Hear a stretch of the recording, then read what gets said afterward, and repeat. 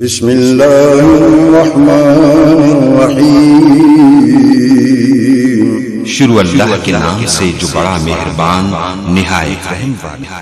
اس کے بعد اسی ثالثہ کلاس کے طالب علم انس اسلم کو دعوت دیتا ہوں کہ وہ آئیں اور آ کر اپنا مافِ ضمیر بیان کریں۔ انس اسلم، کلاس ثالثہ۔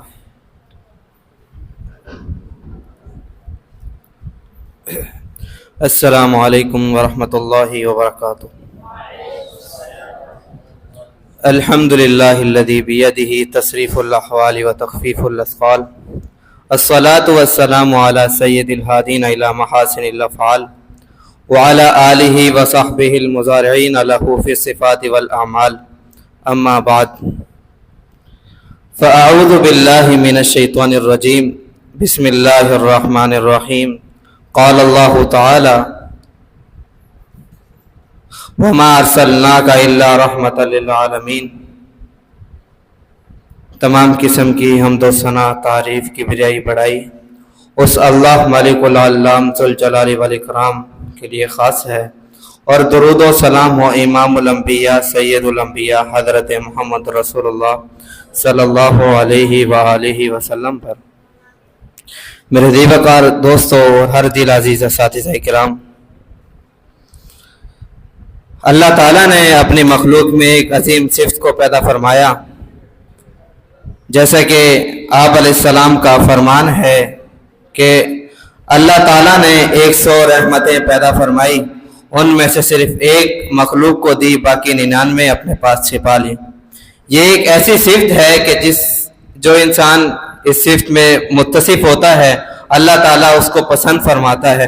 صرف پسند ہی نہیں فرماتا بلکہ اس سے منسلک رہنے کی، آپس میں ایک دوسرے کو تلقین کرنے والوں کو بھی سراہا اور فرمایا ثم کان من الذین آمنوا وتواصوا بالصبر وتواصوا بالمرحمہ۔ پھر وہ لوگ جو ایمان لائے اور ان میں سے جو ایک دوسرے کو آپس میں رحم اور رحم دلی اور صبر کی تلقین دیتے ہیں۔ یہ وہی رحمت ہے کہ جو آپ علیہ السلام کو دے کر مبعوث کیا گیا۔ حقیقت میں یہ ایک نوازش ہوتی ہے، اللہ جسے چاہتا ہے اسے دیتا ہے۔ ایک دیہاتی شخص میں بچوں کے متعلق رحم دلی ناپید ہونے کے متعلق آپ علیہ السلام نے فرمایا تھا، میں تیرے متعلق کیا کرنے کا اختیار رکھتا ہوں کہ اللہ نے تیرے دل سے رحمت ہی چھین لی۔ حقیقت میں کامل ترین مومن وہی ہے جو رحمت کا مالک ہوتا ہے۔ اللہ تعالیٰ نے فرمایا محمد الرسول اللہ والذین معہ اشداء علی الکفار رحماء بینہم۔ پھر وہ محمد صلی اللہ علیہ وسلم اللہ کے رسول ہیں، اور جو لوگ ان کے ساتھ ہیں وہ کفار پر سخت اور آپس میں نہایت رحم دل ہیں۔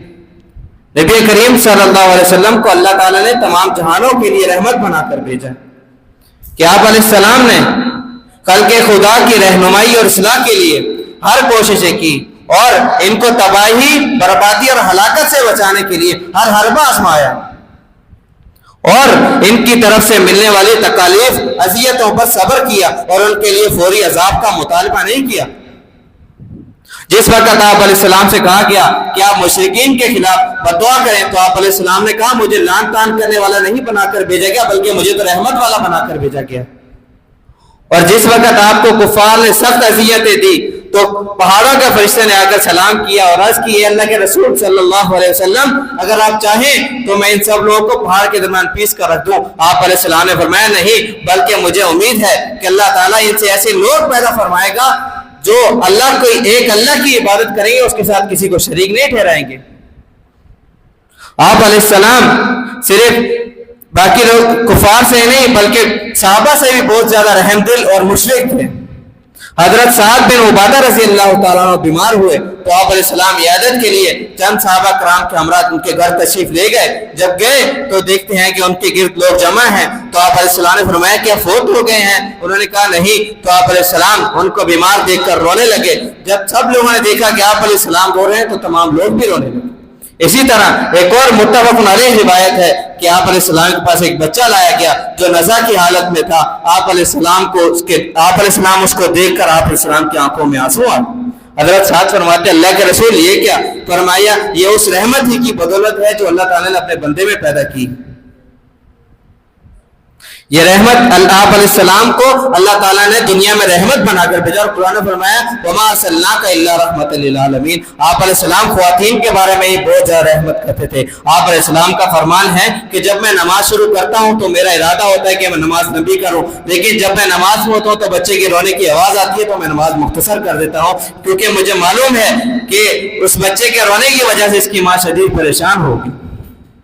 اللہ تعالیٰ سے دعا ہے کہ اللہ تعالیٰ ہمیں قرآن سے مستفید ہونے اور قرآن کو ہمارے لیے نجات کا ذریعہ بنائے۔ آمین۔ وآخر دعوانا الحمدللہ رب العالمین۔